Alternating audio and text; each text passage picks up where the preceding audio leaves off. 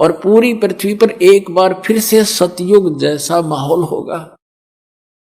अब सतयुग में क्या होता था, सब संतुष्ट होते थे, ना कोई बड़ी बड़ी कोठियां बनाते थे, झोपड़ियां डालकर टाइम पास करते थे, सुंदर फल आहार अच्छा आहार करते थे, अच्छा विचार रखते थे, सभी भक्ति किया करते थे। जब तक हम भक्ति पर दृढ़ होकर नहीं लगेंगे हमारे विकार समाप्त नहीं होते।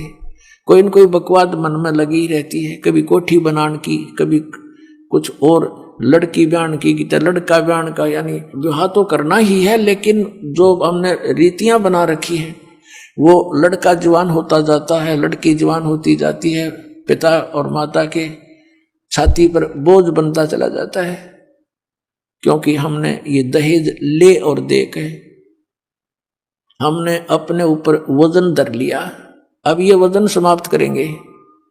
बच्चों का विवाह ऐसे प्यार से करेंगे जैसे सिंपल वे से कति, क्योंकि संस्कार भगवान ने जोड़ रखे हैं। जिस लड़के लड़की का जहां संयोग है वहीं होगा, चाहे सर पटक लो कोई, उसमें कोई परिवर्तन नहीं हो सकता।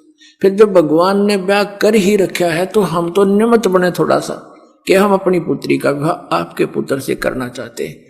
खाना खिलाओ थोड़ा सिंपल सा और बच्ची को पढ़ाई कर दो, ड्रामा बाजी फलान दकड़। और जब भगवान ने उसकी किस्मत में लिख दिया और फिर इधर से नाम प्राप्त हो गया तो भगवान नई किस्मत लिखेगा अपनी बेटी की। एक दहेज से कितने दिन सुखी हो सकता है और कितने दिन अपने पुत्री को आप सुखी कर सकते हो, वो लेने वाला कितने दिन उससे अपना निर्वाह कर सकता है। फिर भी अपने हाथों से निर्वाह करेगा और भगवान पर विश्वास करेगा तो जीवन सफर उसका अच्छी तरह पूरा होगा।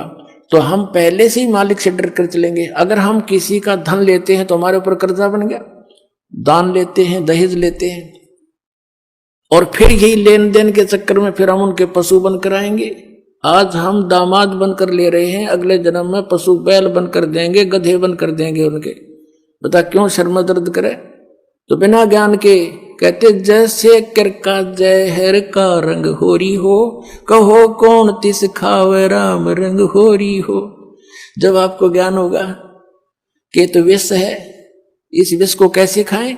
अब विष पड़ा हो कहीं पर, एक कण भी पड़ा हो और आपको पता है ये विष है, आप लगा के दिखाना, जीभ के फेंक देगे नू और हाथ भी धो खाओगे, और इसी जगह डालोगे कहीं और का हाथ ना लग जाए और भी ना मर जाए।